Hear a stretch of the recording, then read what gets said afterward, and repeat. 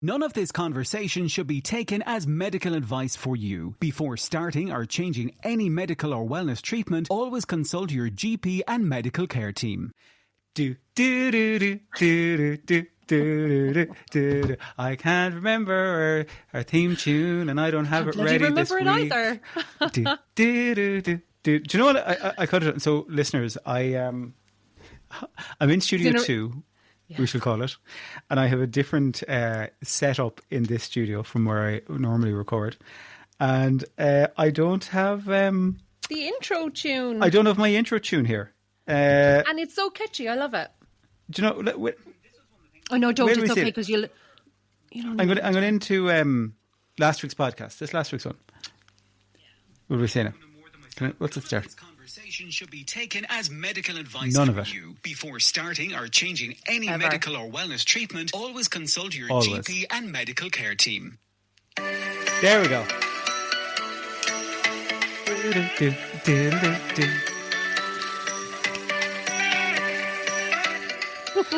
And you're very welcome along to another episode of The Dose with Paddy and Belinda, where both Paddy and Belinda... It's been one of those weeks. I think it's fair to say. Yeah, it's been a tough old week. It feels like this has been a week of Mondays. Lessons. Yeah, of a lot of stuff. We will say as well, though, that this recording on a Thursday night is never going to happen ever again. No, it's going to be, it's going to have to be early in the week when we're not so tired. So we normally record the podcast at the start of the week. It gives me a bit of time to kind of get it edited, get it up, that kind of stuff. This week has just been one of those weeks for us, for multiple reasons. But we're here. We're actually, and you know what? When we are here, it's fine. Everything falls away, and we just love the chat, so it's all good. But if our energy is not the same as previous weeks, forgive us. It's a Thursday. Belinda, has a very busy household. I have, a husband and a cat, and jobs and a cat, so it's tough going. The most demanding cat in Ireland, apparently. Oh my god, like, she's such a fecker. Couldn't tell you where she got it out of. She's a total drama queen. I don't know whether you say this where you are, Paddy, but we say she didn't lick it off a stone. That means I have not heard that before. I have not. That's what we say down here. I've heard that the apple did not fall far from the tree. That's exactly what it means. Yeah, it's funny. It's a weird one, actually. I just thought of another way I could have got the music. Well, it's done now. Stop looking back. Look forward. That was a special edition intro this week. Yeah. So we'll see. Or who knows? Maybe after this, maybe I did get the intro in. I don't know. I don't know what future Paddy's going to be able to do in the edit. That's future Paddy's problem. Yeah, as in like in an hour's time. Yeah. Listen, Paddy, we have big news, as our friend Alan Clark would say. Big news coming soon. Alan's my friend. Now. He's not your friend. He's my friend via you. All right. He's my favourite person in social media. Is he? Oh my God. He's phenomenal. Did he come out when did Alan he start? Alan has never come out, much to my trying. Anyway. Fucking Peter. Oh God. Did he start up the social media thing in lockdown, or no? He didn't. Did he? Alan's been involved in around a lot of stuff for a long time. That sounds shady. Yeah. Maybe some of it is. I don't know. Alan, I know it's not. But no, I know Alan. Couldn't get his gin when his gin came out. Yes, couldn't get it. Yeah. I'd say I know Alan from like early TV 2000s. Early 2000s? Really? Yeah. I suppose radio and that, yeah. Yeah, so he used to DJ at some of the nights that I used to go to back in the day, and then we had some friends in common. Right, then we just became friends, and then there was radio, then there was social media. If nobody knows who he is, and you're from Ireland, you're living under a rock. Yeah. But for anybody else, Alan Clark, is that his handle on Instagram? Is it just Alan Clark? Is it Alan Clark Official, I think? maybe. Is it? Yeah. And his tagline is usually "Big news coming soon." Yeah. He used to piss out of all the influencers, didn't he? Yeah, Alan Clark official. What I will say is that Alan is one of, if not the hardest working person I know. Yeah, he runs himself into the ground, I'd say, nearly. He always has had that really strong work ethic as well. So he is, he's very, very, very, very, very. Do you know what drew me to him was his dog Cookie. Oh, Cookie, his Springer. Yeah, lovely. But what big Paddy, news are we on about? Yeah, it was big news about you and where you are on your journey and what's happening. And I took my final dose of Mounjaro last night. That's not a hard pill to swallow. That is not something that people are going to have been expecting me to say. I know that. And even when I briefly mentioned this on Instagram the other day, the amount of DMs that I got. Questions. What? And I didn't answer any of them other than, listen, it'll be in the podcast this week and I'll explain all. But so yesterday I took my last dose of 15 milligram. This has been something that has been on the horizon for I guess I first became aware of having to do this, and I'm going to say maybe November time, was it? Maybe, I think, October, November. Late October. Late October, November time, when it was first said to me. And I am a little bit freaked out. I am a bit worried. I'm almost feeling like I'm going into the wilderness a bit. I feel like the stabilizers are being taken off my bike. Yeah. That is probably the best way to think about it. Yeah, okay. So just let me ask you a question first then. You've had all of this time, haven't you, to think about it? Mm-hmm. Are there things that you've done to prepare for this? I have thought about things. There's not things I have done. So I guess there's some context as well that I haven't shared yet. So we'll talk about that now. So the reason why I'm coming off Mounjaro is I have surgery in 2 weeks' time. And I have a deviated septum that I've had only really started bothering me, I would say maybe 6 years ago, 7 years ago, maybe something like that. Does it impair your breathing? Yes. Impact your breathing? Yeah. Yes, it does. And I can notice it when I'm in the gym. I can notice it, oddly, I can notice it when I'm flying. And I've spoke to the consultant about that, and I've spoken to my own doctor about it, and we're not fully sure why. But then we also think, could that be a psychological thing? That because I know there's something up my nose, am I almost getting myself into like an anxiety attack? Because I nearly had one of those, or I did have one of those. I can now reflect on, is what it probably was when I was flying back from Orlando last year. For our first wedding anniversary, and I got this into my head that I couldn't breathe when we were about 2.5 hours still away from Dublin. And I was started to hyperventilate on the plane, and I went to worst case scenario, as I always do. I don't know why I do this in some aspects of life, in some I do, but I went to worst case scenario where it was like, oh my God, I'm going to need oxygen. Oh my God, I'm going to need a medic. Oh my God, they're going to have to divert the plane. Oh my God, I'm not going to make it to land. I can't breathe. I can't breathe. And this was reality. Yeah. And it was that time in the flight where everyone else was asleep. Peter, my partner, was asleep. And I was like, I'm not going to survive 2.5 hours. I was not being able to breathe. I was literally like... Is that because you couldn't physically breathe through your nose at that point?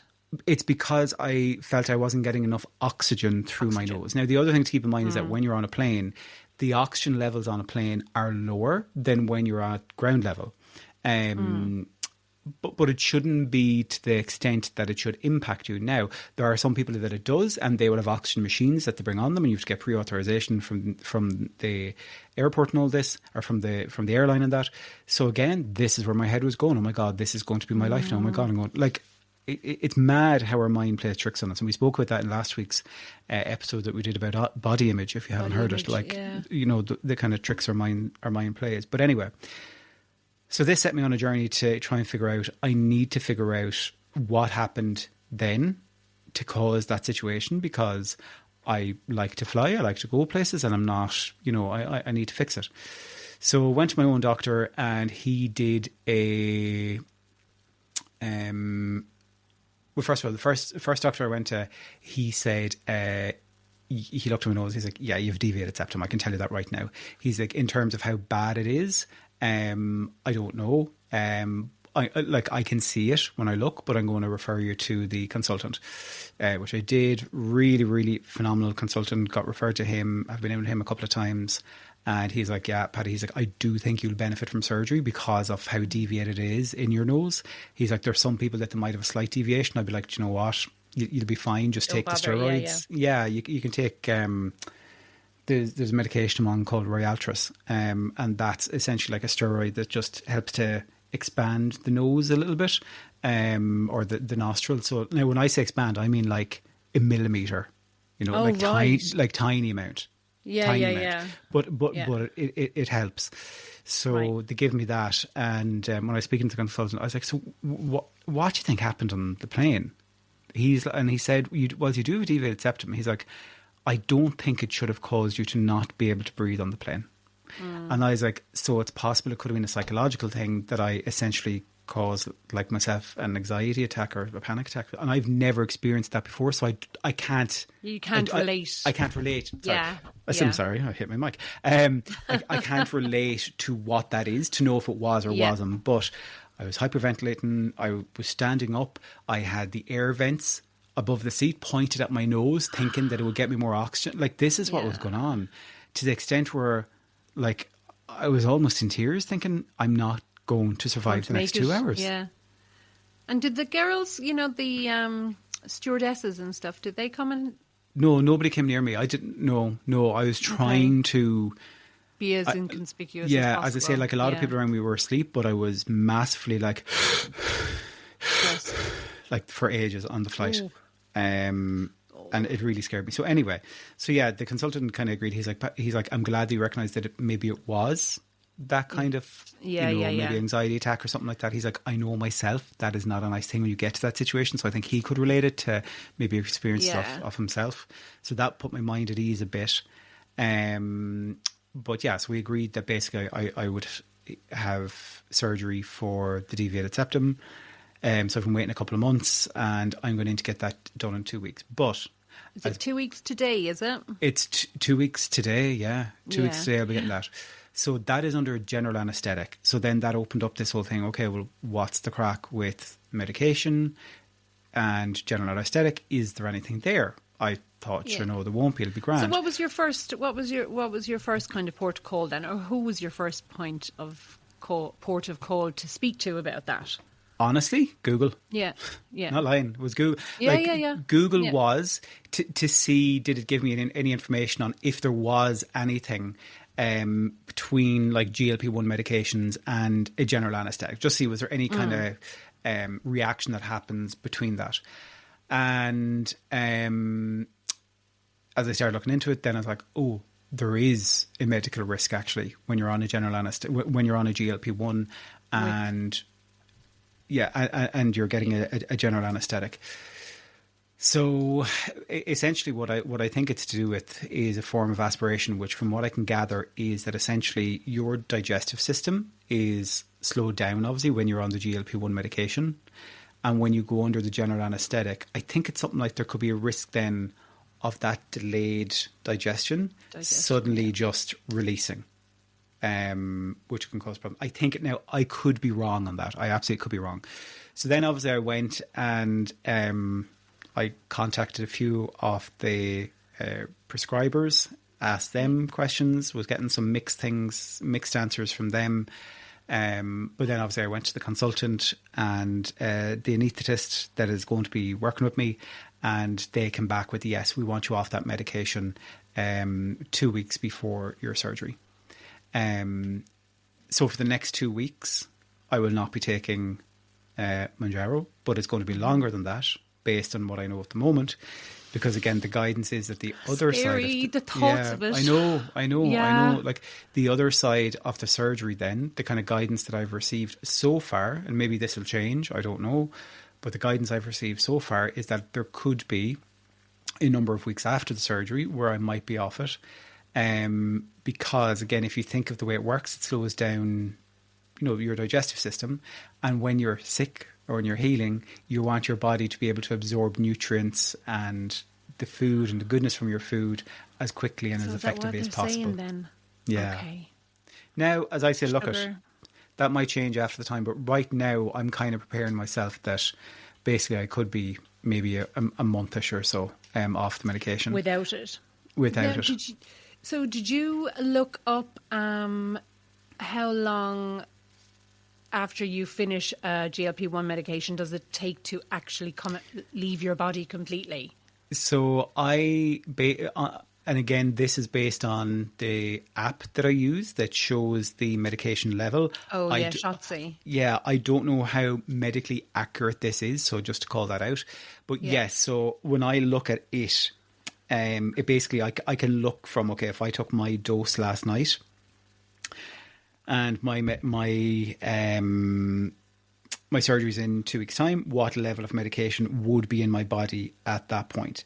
And what it is telling me is that on the 6th of February, the day that I am due to have my surgery, that my level is estimated to be about 6 milligrams. Okay. What's that? Which is higher than what I thought it was going to be, if I'm honest. So at the peak of your efficacy of your week of the drug, what would be the highest level? If 2 weeks' time is going to be... No, do you know what? Scrap that. That. Because... You can edit that out, Paddy. It's your podcast, mate. I believe it in. We're tired. We already said this. We're very tired. Do you know what it is? For some reason, yesterday's dose is recorded twice in the app. So it won't be 6 milligrams. I was thinking that was too high. 3 then? I would say it's going to be about, I'd say maybe, did I see the 6? I'd say about 4. Yeah, actually, that's exactly what it is. So on the day of my surgery, it should be about 4 milligrams. Okay. Still some then. Yeah. But obviously less than a third than kind of what's currently in my system. Okay. Again, that's, I don't know, I can't send over how medically accurate that is, but... Yeah. But I am extremely worried, because the content creators that I follow online that share their journey that have come off the medication after that kind of, the majority of them, that kind of, after that 7-8 day period is where a lot of them have started to see that food noise, the hunger, all that coming back. And that really worries me. So because it's going to come back. I mean, and I know we'll talk about this later, I think it'll be interesting to see what happens for myself, because again, I don't have experience of this. It'll be an interesting... It's going to be great to have it documented, though. It's going to be great content for people that are out there that are facing the same thing, and I think even in terms of thinking about maintenance, it'll give me a good idea, and I know we're coming to talk about that a little bit in a wee while, but I think it'll be a good test for me to see, I'll use the Shotzi app and just see what kind of, to see what dose is in my body when the hunger comes back or when the food noise comes back. Yes, if it does. If it, maybe it doesn't. Maybe it won't, Paddy, have you ever had your food noise return while you've been on the drug and you have been waiting to go up a dose? I had, actually a few weeks ago, I was meant to take my dose at a particular time and I forgot. And about, I'd say maybe 12 hours after I forgot, I was sitting there and I was like, oh my God, I want food.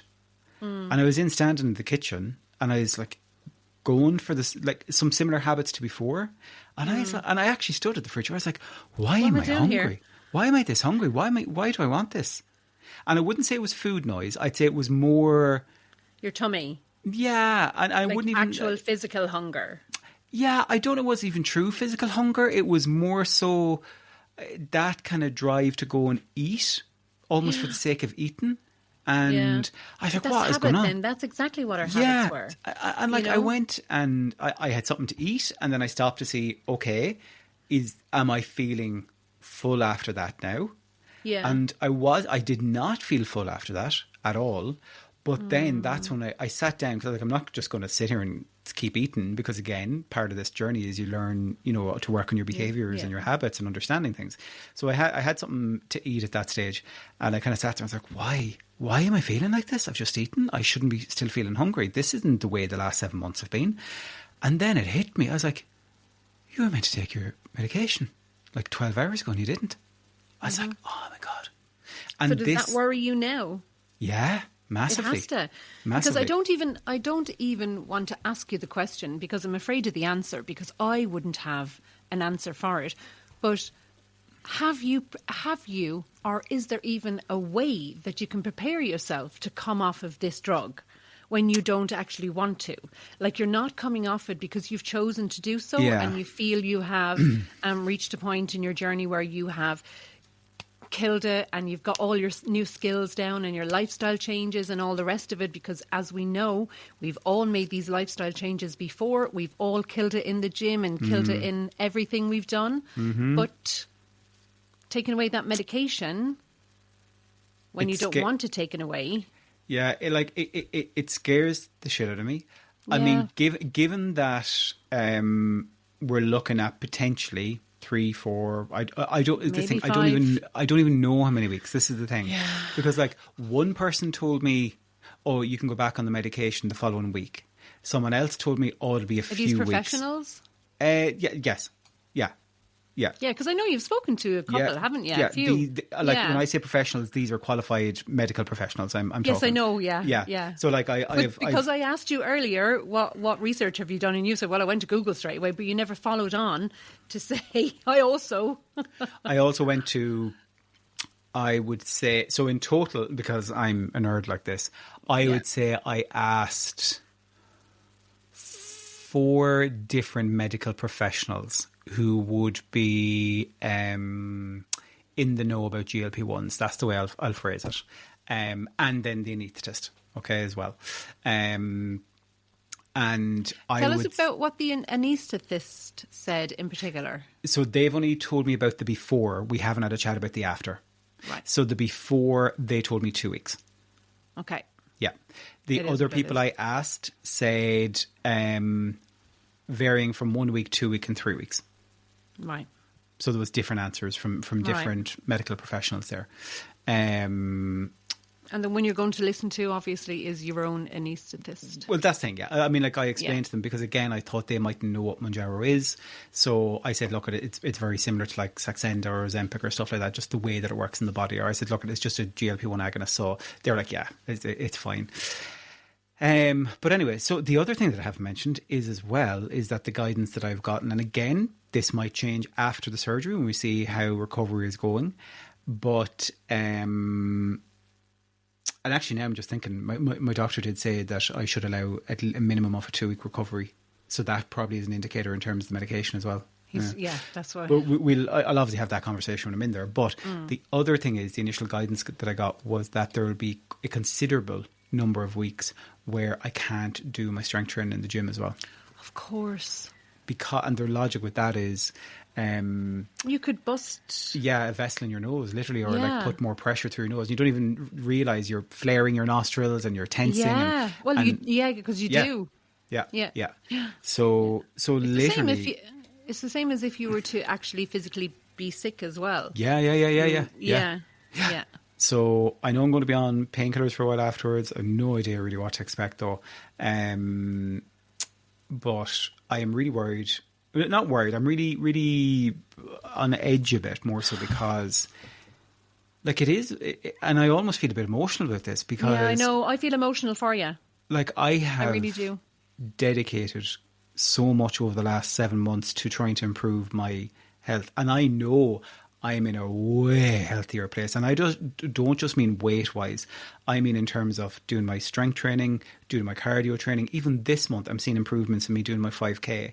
And I just feel that, and I know it's for the betterment of my health, this as well, like with my breathing, which, as I say, does impact me in the gym. That is one point where I definitely know my nose does impact me is in the gym, because when you're doing deep breaths and it's difficult to get the oxygen in. And actually, my own doctor gave me an inhaler. I'm not asthmatic, but he gave me an inhaler to try and help open up more oxygen to get into my body. Okay. Yeah, to help with that. For either when I'm on the flight, in case that was a thing that happened again, or to try it in the gym. So I don't use them the whole time. I absolutely do not need it. I'm not dependent on them or anything like that. It's not a daily thing. Yeah. But it just means that we're looking in and around the ballpark of a month, give or take. Yeah. Literally, life how I know it is not going to be how I know it. In terms of everything I've been doing. I know. And as well, Paddy, the thing is that, since myself and yourself started this GLP1 journey, we came from a place of a lot of food anxiety and a lot of food noise.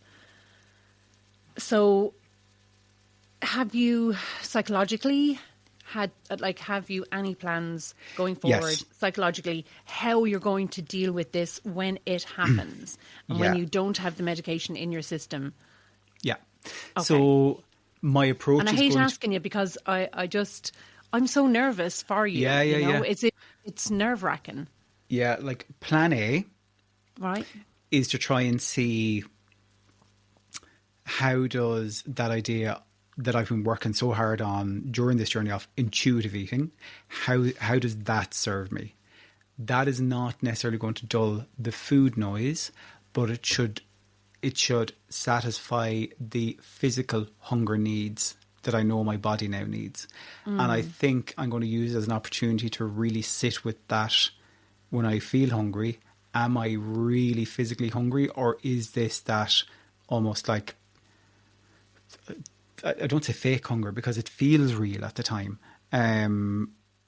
If I have, say, had a breakfast that is substantial or whatever, there's no way that I could need food an hour later.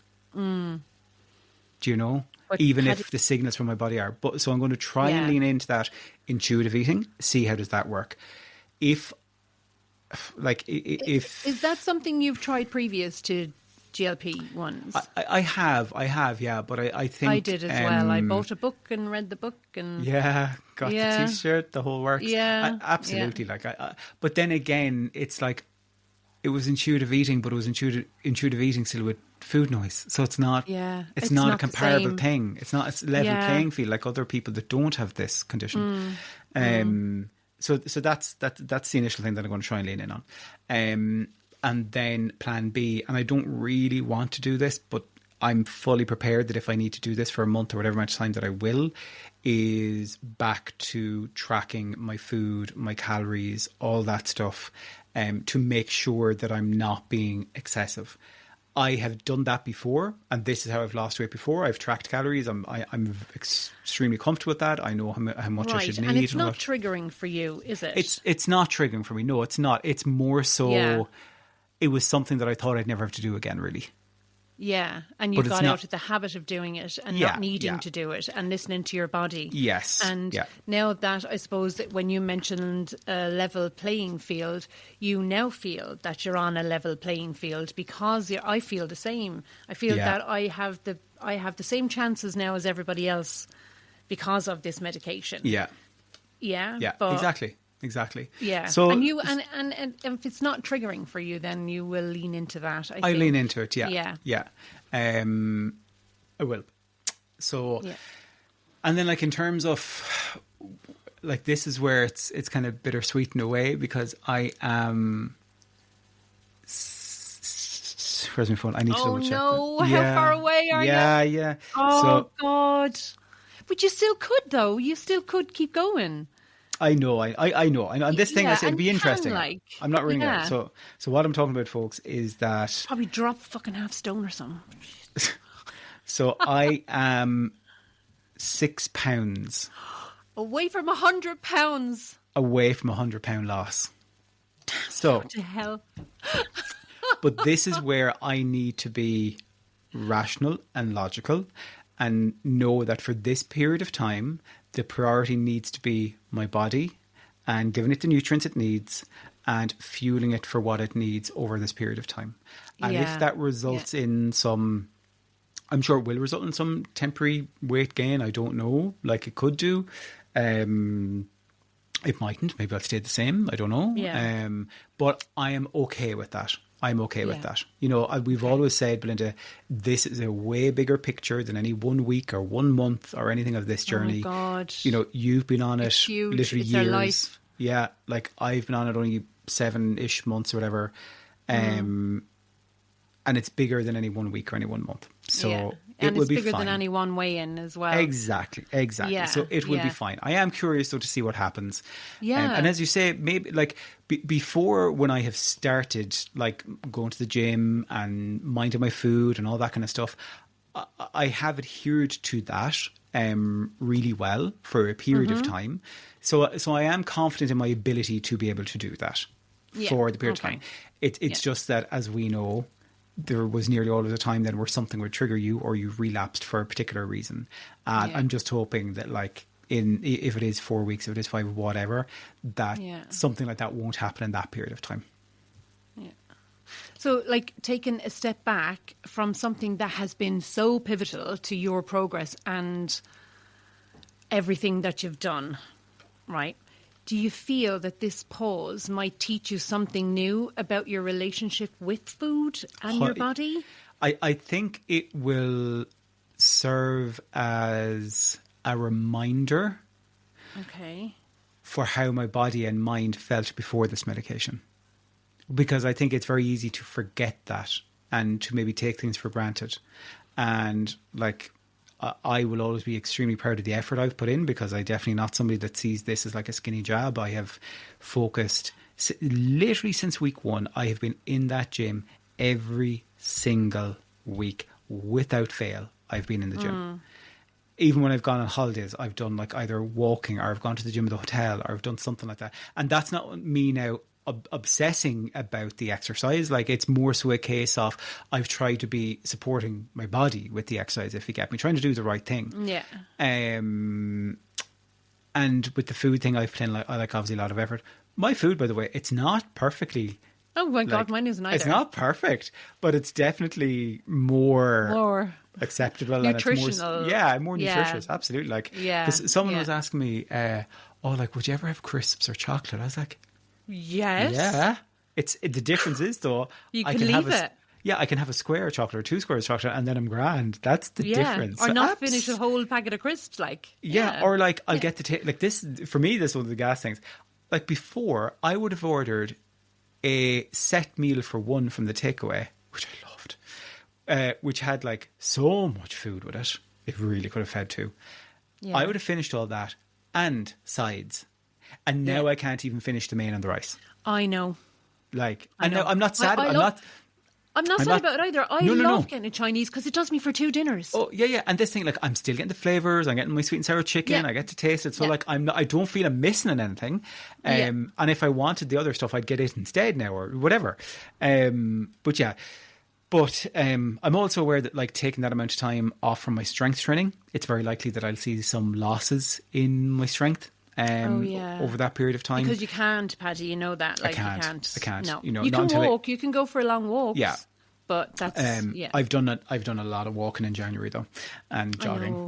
That's enough now. Enough is enough. How many more days have you got? What was I saying? You got a week. Week. Yeah. 8 days. 8 days. 31 days, isn't there, in January? Yeah. Why didn't I pick it? I should have done it in February. 28 days in February, dude. Yeah. What we're talking about, in case you don't know, is for the month of January. So I set myself a target of doing 5 kilometres every day in aid of Women's Aid, trying to raise as much money as I could. So we're currently at over €1,000, which I am blown away by. Oh, brilliant. Yeah. Like, my initial target was 500. And I keep thinking I should share it on my bloody stories. Yeah, I keep forgetting to share it. Yeah, so I'm delighted. But yeah, if you're somebody that has donated, thank you so much. If you're somebody that hasn't, why? Nobody has. Paddy, you're not missing. Shut up. No, it is for an extremely worthy cause, and I've wanted to. I know we spoke about this before, but like I wanted to do something like this specifically for like a woman's charity or female charity for a long time. So so delighted to get doing it. But anyway, so that is the crack with me coming off Mounjaro. I am absolutely shitting it. I really am. It is causing me a bit of anxiety. Some kind of worry in my body. But equally, I know, as you kind of say, Belinda, it is going to be an extremely interesting experiment to see what is it like.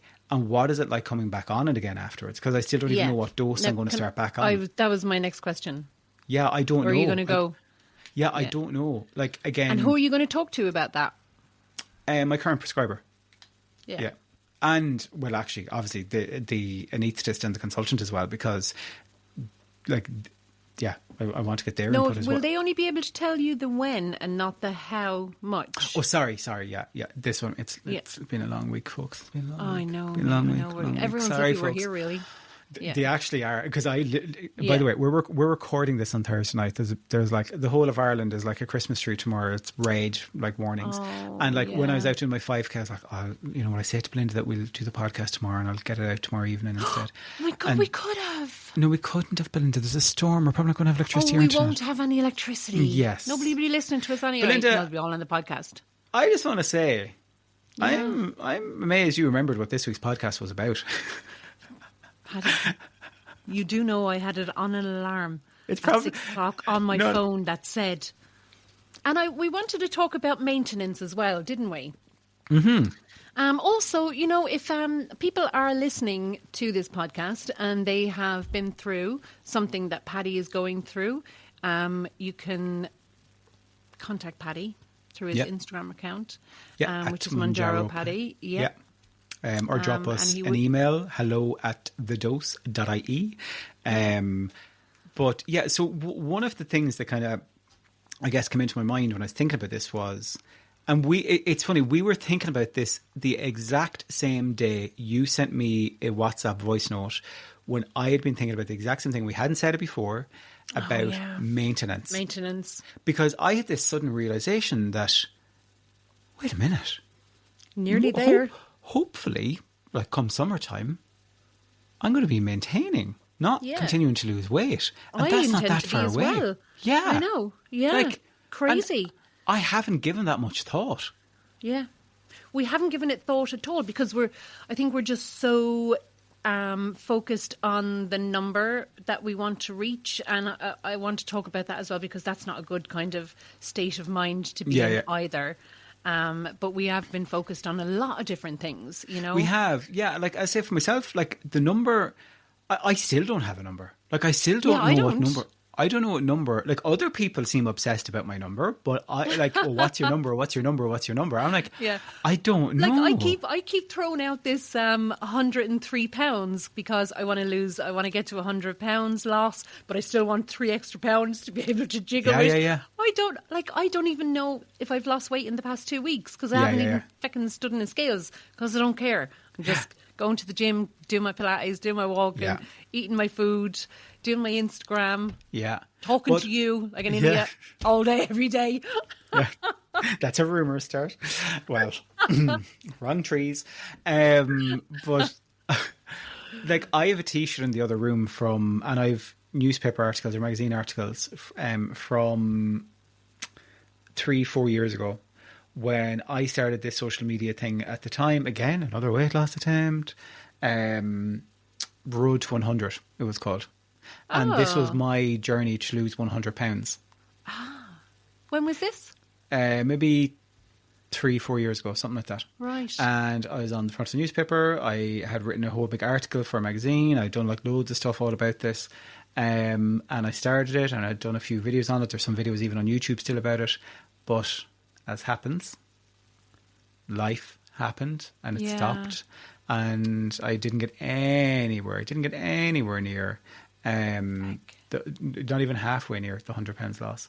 But at that time, I think I was about 315 pounds. And sorry, folks, if you work in stones or kilos. Over the years, I've forced myself to work in pounds because it seems... I have to relate it all back to stones and pounds. For me, it's more so...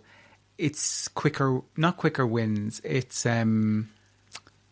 yeah. Does it sound better to you? Is that what it is? I think it's that you see it because there's big stone, isn't there? And you usually pounds with it. Yeah, you'd usually see a pound lost quicker on the scale than you would a kilo or a stone.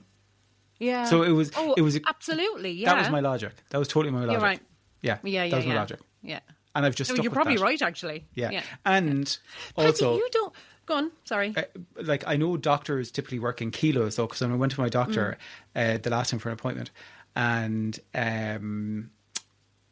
he was like, "What's your weight?" And I said, "Pounds or stones?" And he's like, "Kilos." And I was like, "Ooh." Oh, get out of town. Kilos. I was like, "Let me do a quick, like, 2 kind of... Two and a half. Yeah, I think about this. I said, "Do you work in kilos?" He's like, "Yeah, we typically work in kilos." I was like, "Oh, interesting." I said, "I can tell you in pounds, no problem." But he couldn't translate the pounds. That's mad. Yeah. So he got his little calculator thing out and did it. But Paddy, you never seem to mind putting yourself out there where your weight loss is concerned. Yeah. When you think about, you did The Biggest Loser, you went in there and said, "This is me, I'm going to do this, I'm going to lose this weight." And then you did, and then you went on to do the Life on 100 Pounds, is that what you said? Sorry? The Road to 100. Yeah, and I've done loads of different things. I think this is where, some of the trolls will be like, "Oh, you're just a lifelong dieter and you're this, that and the other." And like, I can see why they would think that, but I think they're saying it from a very different place from the way I'd be saying it, in terms of I have suffered. I have lived a life of constantly trying to lose weight, whereas they're more so saying it like, you're a constant failure. Yeah, you're a constant failure because you don't, you never achieve it. But other thing that's interesting that struck me yesterday is that, based on my weight loss as of today, this week, I have now lost more on this journey than I did when I was on The Biggest Loser. Stop. That's a different amazing. time frame. That's something to keep in mind. It's a very different time frame. This is a smaller... No, Biggest Loser was smaller. Smaller, yeah. But that again, wasn't... It just wasn't sustainable, Paddy. No, God, no, of course not. That lifestyle that they had forced upon you. Now, you had... I would do it again in the morning. I bet you would. It was, and like I'm way more clued in and way more sure. It was such, I know we spoke about this, so I don't want to rehash kind of content, but it was such a phenomenal experience, and the most amazing people. One of whom, of course, is Angie Dowds, who sadly died. Passed away, yeah. Yeah, from suicide, kind of the year that it aired. But that is also... myself and Angie become extremely close, and I'd been over in London with her just 6-7 days before she passed away, and I'd been up in her house with her, and myself and Peter had been chilling with her and having the crack and everything. And so then this was before it aired, or after it aired? So it aired in the January, February time, and we lost Angie then in November. Yeah, 20th of November. Old. So she was born 1969, so she would have been like 40s. In her 40s. I think. Very uncommon. 69. Yeah. No, 50. 69. I don't know. I don't, because I got some charity T-shirts at the time done, because like Angie had a huge follow, like I mean massive following online. Like, so what was her part in the show then? She was my trainer. Oh, right. Okay. Oh, yes, you told me this. I beg your pardon. Yeah. Yeah. She was 42. So she was the age I am now. Imagine. Crikey. Yeah. And she had demons and she had troubles and stuff like that, but I'll never forget the day the PR company rang me, because they knew how close you were, and they were just like, "Paddy, we need to talk to you." And I was like, "Oh God." And then I thought, "Oh, have I done something wrong?" Have I said something on air or... Yeah, because I was doing TV stuff at that time for like TV3 and stuff. And I was like, "Oh God." And we, as I touched on before, we had a 5-year contract with Biggest Loser after we finished. So I was like, "Oh God, what have I done?" What do you mean a 5-year? How would that work out then? What were you supposed to do with it? So pretty much for 5 years afterwards, the company essentially had the right to have a say on what kind of publicity work or stuff we did or didn't do, or brand stuff we did or didn't do. Yeah. But they were fantastic with me. I never had and this way I think I had such a positive experience of Biggest Loser. Like I did, of the people, the trainers. Obviously, she was a massive part of it. Like, yeah, more than people know behind the cameras, more than people will ever know. But when the production company rang me, they're like, Paddy, we've had reports of this, and we just want you to know. And I was like, devastating. Right. And I was like, I was only with her a few days ago. And jarring, I was like, isn't it? I was like, how sure are you of what you've heard? Like, is it just hearsay or has it been confirmed? Yeah. And they're like, no, it is. Yeah, we're like very certain. I was like, okay. And I just... Ooh. And at that time, and this is not me trying to name drop, I honestly mean that this isn't, because I'm not that type. People that know me, it's not. Tell the story, Paddy. It's okay. But at that time as well, I remember Davina McCall ringing me one evening and me just on the bed fucking bawling my eyes out, and her just being so absolutely amazing as well, and just being so supportive and just being a person there. I love Davina. I follow her. Yeah, and like this was and well some after lovely the show. stuff with Johan Harry. Yeah, like this was like pretty much a year, actually, nearly a year after the show had finished filming. Like the most of it had finished filming. We recorded the final, let's say, in February, but from the main chunk of it. So like, you know, in my mind, I was probably just another contestant on another show, you know, that Davina had kind of hosted, but she was... Yeah, so I do get defensive if anyone says anything bad about Davina, but it's fake, it's this, that, and she's like, she was very sick herself, like extremely sick. Yeah. But yeah, so anyway, one of the things is that where this story was going is, and I talked about this in one of my, I've talked about it a few times over the years in terms of, and where I'm getting to here is maintenance. This is all linked to maintenance. Yeah. Back at that time, when the day that I moved home from England, which was I think it was the day The Biggest Loser, the final aired. I think it was. I think got the ferry back from England that day. But I met Angie for lunch in London, and she had bought me this Austin Reed velvet jacket that I had worn the night of the final that we filmed it for walking out on stage as a gift. Right. And I was able to wear it for a small period of time because I started regaining weight pretty quickly afterwards. So for me, one of the key measures of I'm almost there is being able to fit that jacket on me. And that is way more important than any number will ever be on the scale, because I've been waiting 14 years for that jacket to fit me again. Okay. Have you tried it? I have tried it. I tried it before Christmas time. Wasn't there then, but I do see it. I kind of see it hopefully happening. Yeah, I'd say between, where are we now? Like we're say end of January. So, and I say I don't know what way February's going to go because I was just going to say maybe leave it till a month after or so. I would say that I would love to be able to wear that during the summertime, like early summer. I'd love to be able to go around wearing that. That's a goal, isn't it? Yeah, it is. Yeah. NSV, as they say, non-scale victory. Yeah, and this is like, maintenance is way more than just maintenance. It's it's these other things. Can I have a lovely message that somebody sent me on Instagram about maintenance, and this lady, her name is Harper, and myself and Harper she's from San Diego in California, and we've been speaking online on Instagram for 2 solid years as of the 16th of January this month. It's so funny. And this woman is just stunningly beautiful, like gorgeous. So I put out a call and asked people, you know, have they been in maintenance and what's their experience of it? And Harper wrote, that was the scariest part for me, honestly. It's still a day-to-day journey underpinned by the choices I make. But it was the true lifestyle changes that saved me.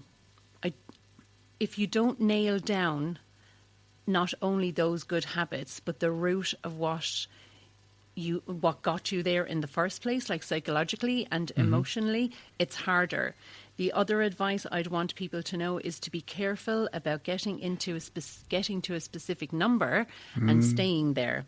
You don't want to feel like you're chasing a number for the rest of your life. It's weird for me to say just find your set point, but once you get towards the end of your journey, your body will signal it. I have fluctuated but managed to keep my weight within 5 pounds. It definitely still takes discipline, but grace. I love it. Oh, she's just a gorgeous soul, you know. And it's so eloquently written, and she's right. She's dead right in everything she said. Yeah.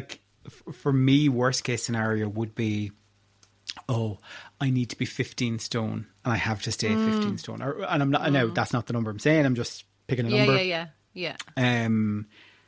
But I definitely would be off the type that even when I was doing personal training and working with people, and they'd be like, I need to be 11 stones. Like, well, you don't.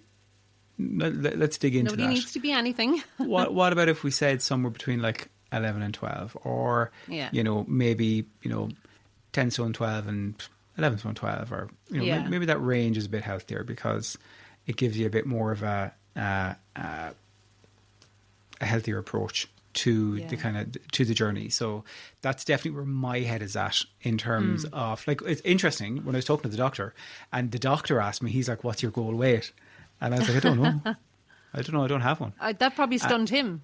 Yeah. And he's like, okay. I said, to be honest, it's more so a health first thing for me, always has been, in terms of, are my blood's healthy? Is my body healthy? What's my cardio level like? And I think that's something where I have room for improvement still, which doesn't necessarily have to be linked to a number, but obviously a smaller body will make that easier to achieve. So, like, I have other things that I want to get done, like a VO2 max test, where they kind of test the oxygen, how well your body is kind of. And your DEXA scan is coming up soon as well. DEXA scan is coming up, next week. So I had a DEXA scan done in late September, early October, around the time I started my strength training.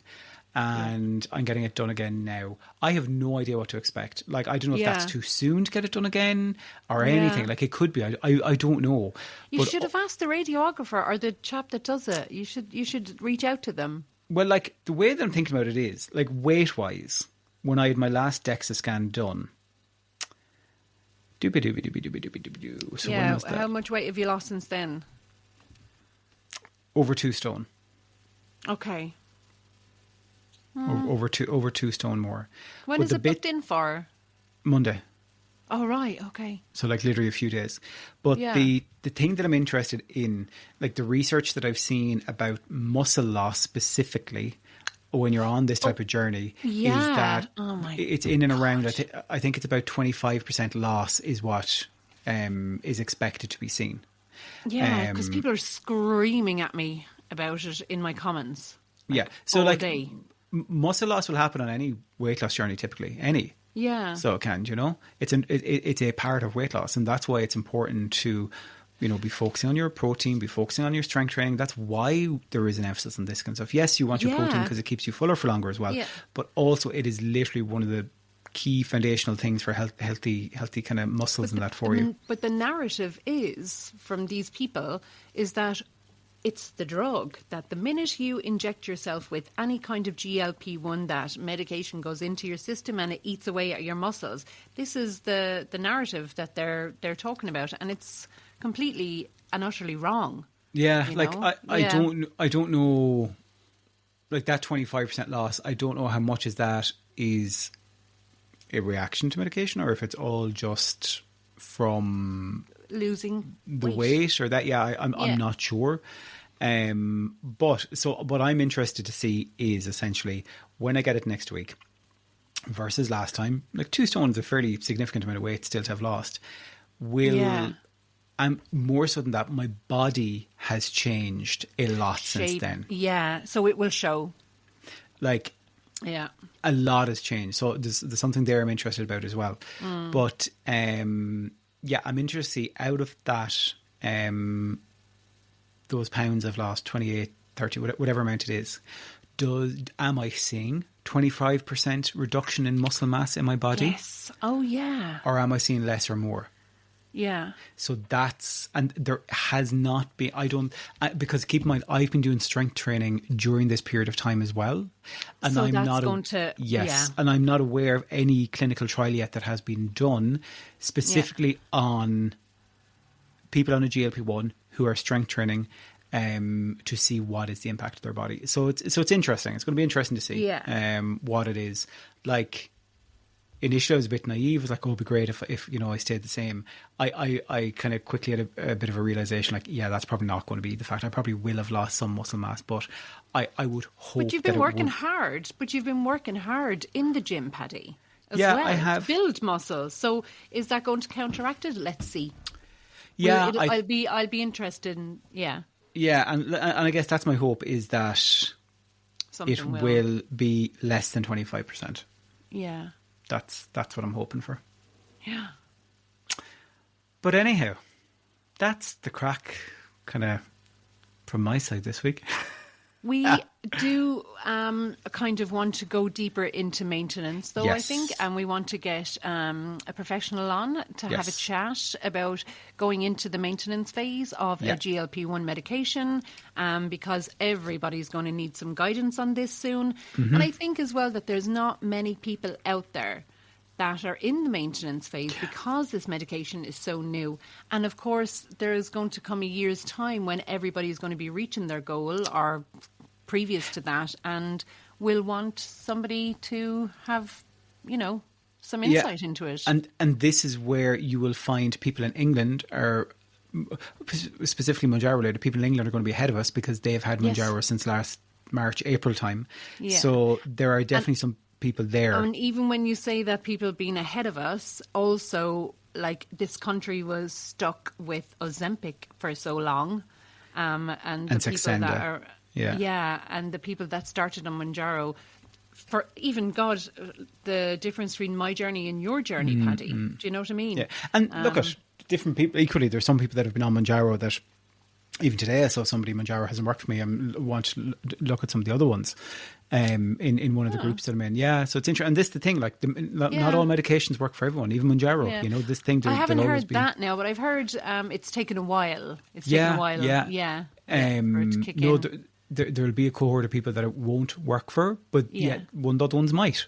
And this is why, as we say, any medical decisions and stuff like that, speak to your doctor. Qualified professionals that can give you the guidance on that and can help support you with whatever the medication is, whatever movement of medication from one to another, because of things to be factored in for all that kind of stuff as well. But anyway, yes, a future conversation. And we would love if you are somebody that is either, maybe you are maintaining because you've been on one of the other medications for a while, or if you have questions about maintenance that you would like us to put to the professional. To the professionals. Let us know. Again, feel free to email us hello@thedose.ie.